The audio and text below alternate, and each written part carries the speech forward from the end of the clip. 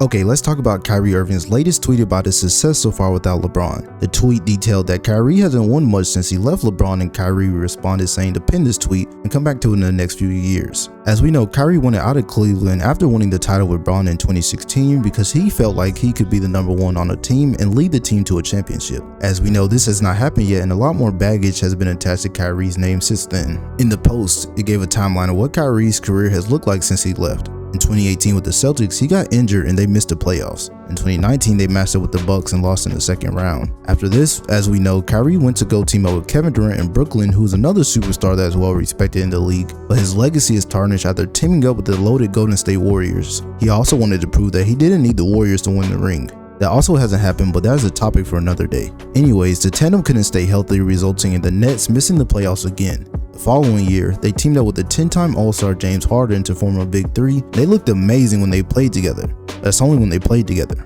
They only played 16 games together as a core, winning 13 of those games. However, they made it to the second round of the playoffs and were matched up against the Bucks. If you guys recall, this was a series Kevin Durant went ape against the Bucks and was one shoe length away from sending the Bucks home. In that series, James and Kyrie were both injured, leaving KD to fight the Bucks alone. Well, James Harden did play a bit, but he wasn't that good because of the lack of mobility due to the injury.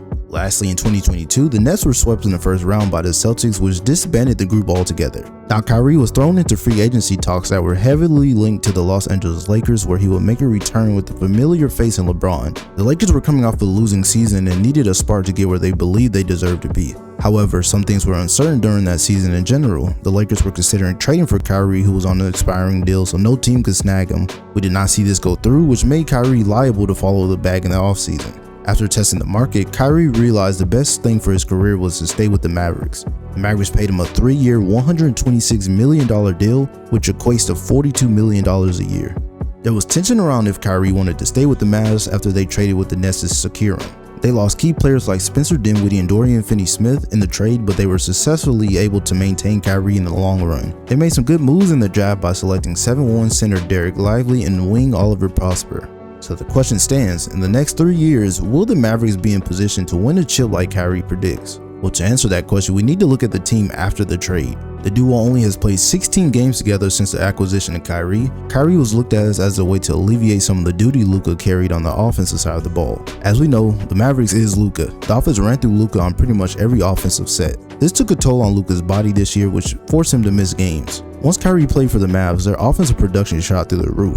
The first game together came on February 11th against the Kings, in which they had a combined 55 points, 28 points for Kyrie and 27 points for Luka respectively. However, they lost the game against the Kings 128 to 133.